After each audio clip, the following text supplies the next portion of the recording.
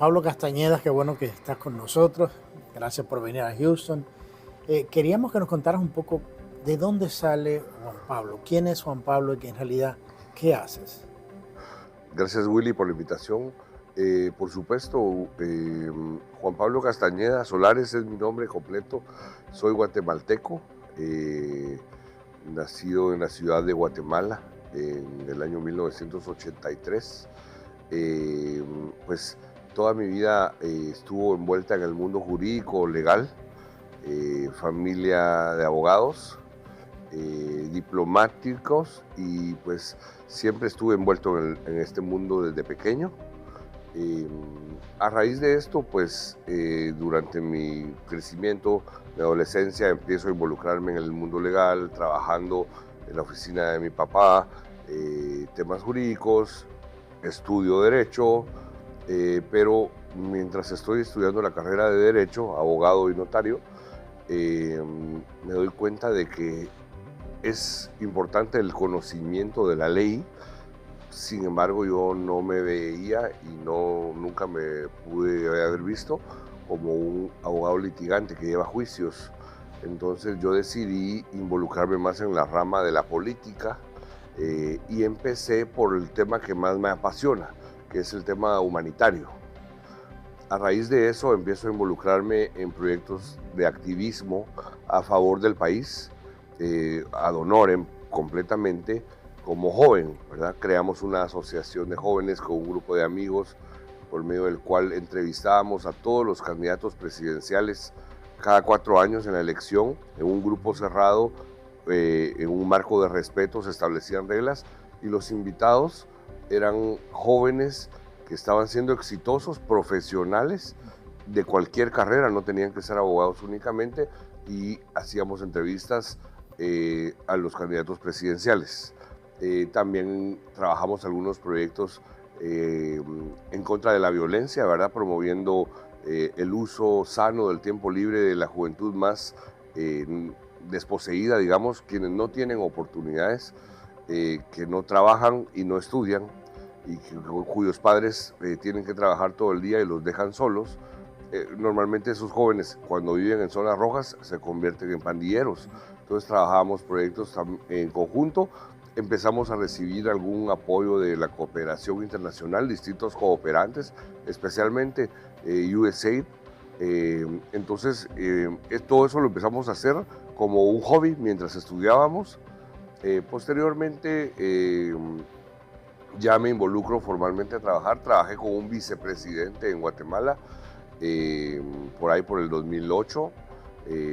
Un periodo presidencial dura 4 años en Guatemala, entonces estuve casi todo el periodo. Aprendí mucho, vi el tema de la negociación, todo el tema de cómo por medio de la influencia de una figura como el vicepresidente y sobre los ministros de Estado que él tenía mayor influencia, se lograban algunos objetivos muy positivos para el país, y pude irme involucrando un poco más. Me gustó mucho la experiencia. Después ya formalmente trabajé en proyectos de cooperación internacional con distintos cooperantes, siempre en mi país, pero siempre ya empecé a trabajar fuera. También algunos proyectos, y desde ahí vengo. He sido asesor en asuntos públicos o public affairs, como se le llama acá, para empresas multinacionales, sobre todo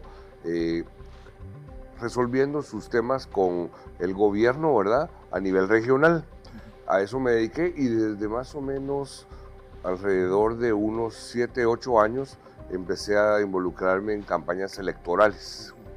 A raíz de eso he tenido la oportunidad, la dicha de poder trabajar en algunas campañas en Latinoamérica en distintas áreas, y no solo ha sido un trabajo, sino ha sido un aprendizaje. Pero estás en el medio también de una dinámica muy interesante en Latinoamérica con los cambios geopolíticos que estamos viendo.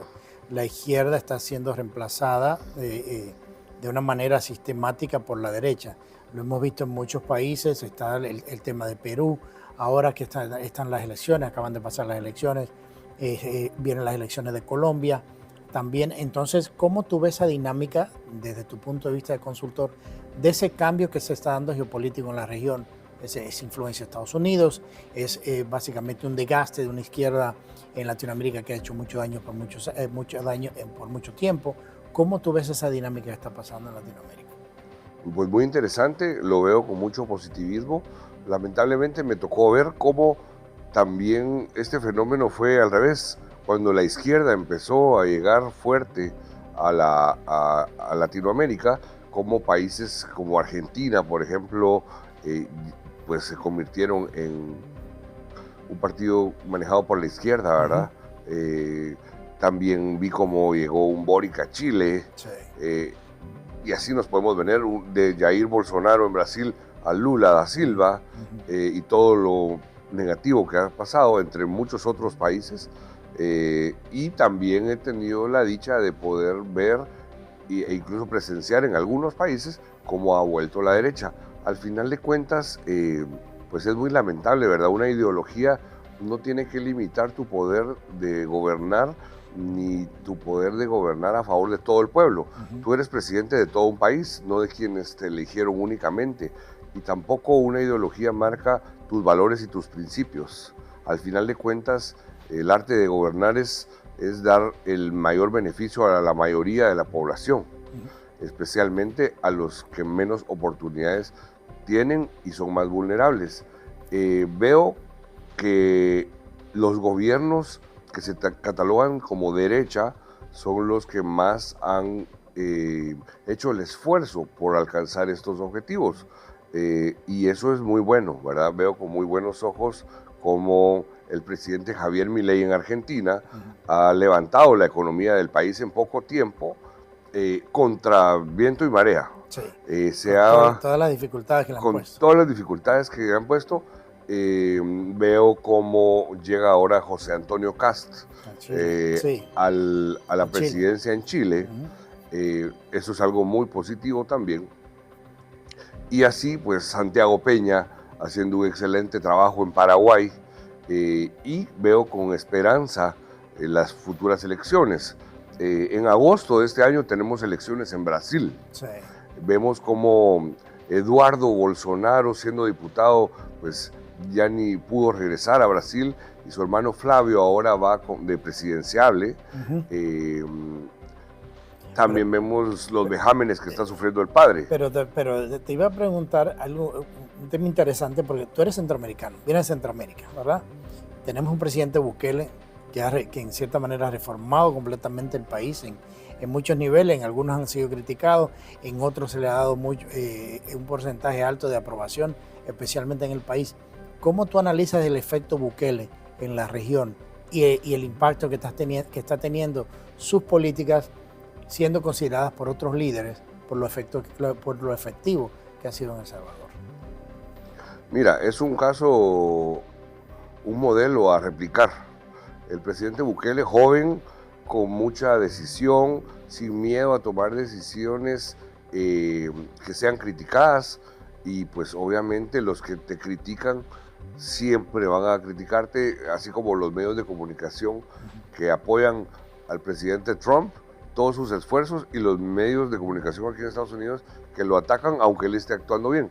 En el caso del presidente Bukele, el presidente Bukele pues toma un Salvador muy violento, con altos índices de corrupción también, y empieza a reformar desde cero el Estado. Al final de cuentas, él inicia combatiendo la delincuencia. ¿Por qué? Porque es algo muy, muy difícil para la ciudadanía común, como cualquiera de nosotros, no poder ni salir a las calles en algunas áreas, o no poder ni siquiera manejar algún negocio, o tener miedo a existir casi. Se vive eso en Guatemala. ¿Hasta qué nivel se vive en Guatemala ese problema? Fíjate que lamentablemente con el gobierno actual los índices de violencia se han visto incrementados. No lo digo yo por decirlo, es la verdad. Quienes hacen estos diagnósticos, estos estudios, lo han publicado.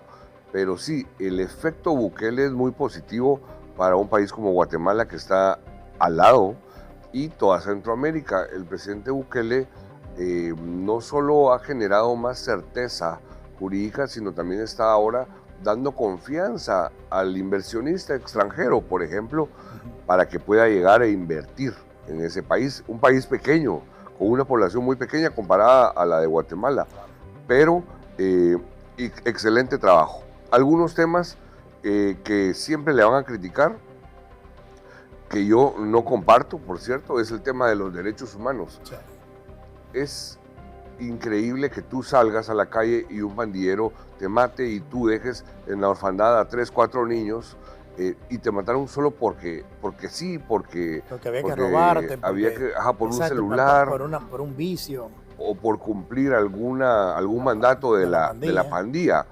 Pero el presidente Bukele no está matando a los pandilleros, los está metiendo a cárceles donde ellos realmente están sabiendo. En la cárcel, no están en un country club. Exactamente, no están en una cárcel donde tienen todas las libertades, donde tienen una casa para vivir con todas las comodidades, todas las formas de comunicarse al exterior y seguir manteniendo sus vicios. La mayoría de extorsiones en nuestros países, en Centroamérica, por ejemplo, salen de las mismas cárceles y los niveles de extorsión son altísimos. Entonces, considero yo que la SECOT, que es la cárcel que él construyó, es un modelo a replicar. Tú ves hoy en Latinoamérica, todos los candidatos de centro-derecha ofrecen eso. Todos quieren ser, o algunos les dicen, este es el Bukele de este país. Y creo que es algo positivo. Y también él ha dicho, hay organismos internacionales que me sancionan, que me castigan, pero ¿qué hacen esos organismos internacionales realmente a favor o en contra del ciudadano, de los países miembros? Entonces te digo, sí es un tema complejo. Él ha hecho algunos temas, ¿verdad?, que algunos critican también, como reformar la Constitución, sí. Ya hay reelección, él ya se reeligió una vez, ahora vamos por otro periodo, si no me equivoco, en febrero, sí. Hay una reelección. Entonces, creo yo que no emito opinión si eso es bueno o malo, sin embargo, sí puedo decirte que la ciudadanía tiene que jugar un papel activo, ¿sí?, de fiscalización e involucramiento en todo el trabajo que hacen los presidentes. Hay un tema interesante que quería tocar contigo, que es el tema México. O sea, visitas mucho a México, tienes muy buenas relaciones en México, asesorado políticamente a gente. Estados Unidos tiene una relación muy compleja con México, no solamente por el tema de la frontera que comparten, sino por el tema comercial y el tema de los carteles. ¿Cómo tú ves, y tienes muy buena relación también en la Casa Blanca aquí en Estados Unidos, cómo tú ves esa relación de México y Estados Unidos en momentos en la cual vemos a una presidenta Sheinbaum apoyando al régimen cubano? La Casa Blanca tiene una política de presión alta para reemplazar al régimen que ya tiene 67 años. O sea, ¿cómo tú ves esa relación bilateral entre Estados Unidos y México? Bueno, pues es una relación muy importante, no solo para Estados Unidos y México, sino para Latinoamérica. Como tú sabes, la posición geográfica donde está ubicado México es muy importante, justo debajo de Estados Unidos, y esta relación lamentablemente con el gobierno de Morena, desde que presidió el país Andrés Manuel López Obrador, se empezó a deteriorar. ¿Por qué? Porque realmente hay unas políticas de Estado que no pelean contra el bien o contra el mal. Aquí lamentablemente vemos a México actualmente defendiendo gobernadores, alcaldes y funcionarios públicos en distintas posiciones que están involucrados con el crimen organizado, con el narcotráfico y con otras distintas ramas del crimen, que es evidente que hay pruebas que se les está persiguiendo, y Estados Unidos lo único que busca es contrarrestar esto. ¿Qué ha sucedido? Lamentablemente, desde la presidencia, ¿verdad?, la doctora Sheinbaum, que me parece que es una mujer muy inteligente, no parece querer colaborar con el gobierno de Estados Unidos, y lo ven como injerencia. Realmente a Estados Unidos le afecta lo que sucede en México porque se pasa al otro país. Claro.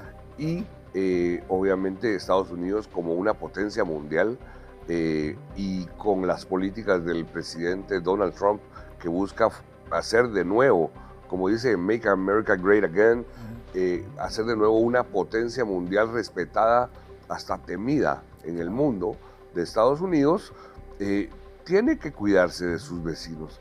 Entonces, sí, veo que se ha deteriorado mucho esta relación, veo que México depende mucho de Estados Unidos, sin embargo, en el tema del combate al crimen organizado y al narcotráfico, no hay mayor colaboración.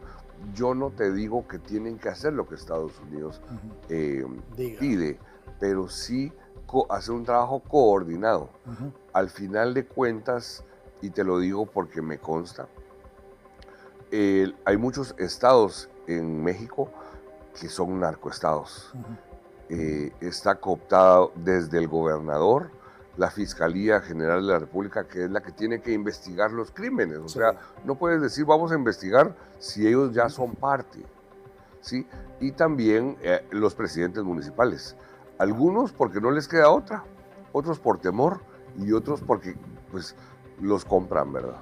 O sea, hay casos de que llegan y te ponen sobre la mesa 150, 200 millones de pesos, más esto, más el otro, y te dicen, bueno, tómalo o déjalo. ¿Qué hace la mayoría? Lo toman y pues empiezan a, tal vez no a trabajar directamente, pero a coordinar. Claro. Y no digamos las inversiones y los intereses de empresas estadounidenses que llegan a México a generar muchísimo empleo formal, directo, y no digamos así, muchos indirectos están siendo extorsionados.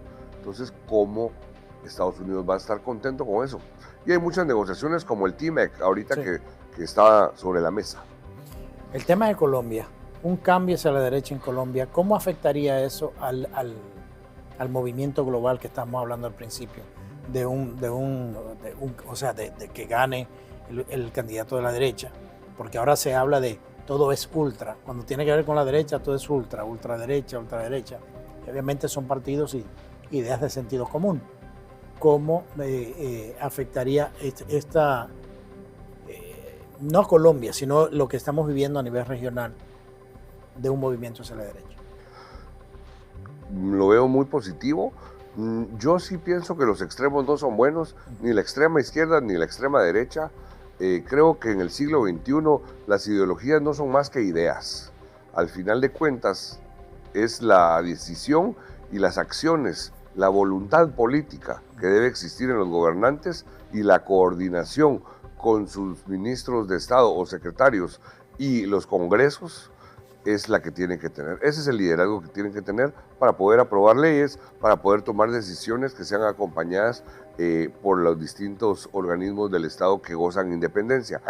Pero considero que es importante, estamos a puertas a días de la segunda vuelta y veo un candidato, Abelardo de la Espriella, muy fuerte, muy decidido, no extrema derecha, sino con la valentía que se necesita para tomar decisiones. Valentía, me refiero, por darte un ejemplo, a la que tiene el presidente Donald Trump, después de 47 años de existir la guerra, el problema con Irán, él viene y lo quiere resolver. Está luchando, no es una tarea fácil, no es por llamar la atención, es por ponerle una solución a ese problema de una vez por todas. Veo en Abelardo de la Espriella un líder, un abogado con ganas, con gallardía, con juventud, con capacidad de toma de decisión, y espero por el bien de Colombia que salga ese régimen dañino que Gustavo Petro, que tiene cualquier característica menos la de un presidente real, haciéndole daño a un país tan bonito, tan importante en Latinoamérica como Colombia, y que pretende seguir ese régimen, ¿verdad? Con Iván Cepeda, que es igual o peor que él. Y por último, tú y yo nos manejamos el tema de la asesoría política, de temas políticos regionales y globales. ¿Cómo tú ves la juventud política en la región? O sea, ¿qué le falta o qué le sobra, diría? ¿Dónde están? Porque hay una línea de políticos nuevos, en ambos espectros políticos en la región que quieren ser efectivos. ¿Qué les falta o qué están poniendo de más? En Latinoamérica yo te diría que lo que falta es devolverle la honorabilidad a la política, ¿sí? En países asiáticos, por ejemplo, ser un congresista es un honor. Que tu padre, que alguien de tu familia haya estado en el Congreso, es un honor. En Latinoamérica, los que compran esas posiciones, porque las compran a millones según la moneda de cada país, las compran para llegar a hacer negocios del Estado. Las compran grupos como el narcotráfico y el crimen organizado para poder diversificar su negocio. Con tanto dinero que tienen en efectivo y las formas de lavado que pueden implementar, entonces llegan y se apoderan de congresos, de gobiernos, y es algo que pues lo único que hace es que a las personas con valores y principios reales y con el entusiasmo de hacer algo por su país, lo ahuyenten, lo alejen. Y también el ciudadano peca al ser indiferente, al no involucrarse, al no querer votar, al decir de todas formas me va a ir mal, yo nunca recibo. Entonces ahí es donde gobiernos populistas, socialistas, comunistas de izquierda vienen y dicen empecemos a regalar dinero en efectivo por medio de programas sociales.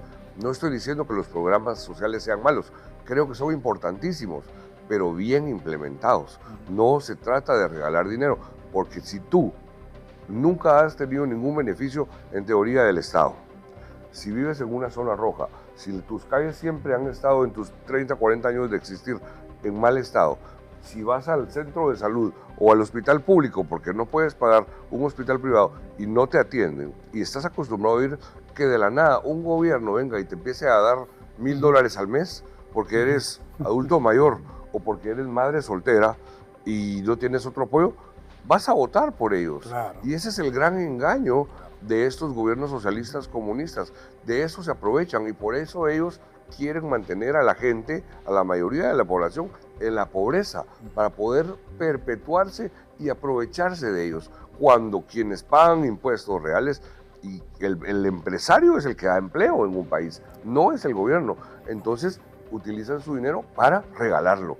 Entonces, ¿qué nos falta en Latinoamérica? Verdaderas instituciones, partidos políticos que den una formación a los jóvenes que los integran, ¿sí? Que les enseñen de administración pública, que muestren la importancia de involucrarse y trabajar en el Estado, no por un salario, seguramente siempre vas a ganar más, sobre todo si por tu preparación académica afuera, en el sector privado, pero quienes tienen esa vocación de servicio y los valores y principios para estar en un puesto público o de elección popular, incentivarlos a que lleguen a esos puestos, pero no tenemos vehículos electorales que te sirven para participar como senador, diputado, presidente, pero después mueren muchos de ellos. Sí.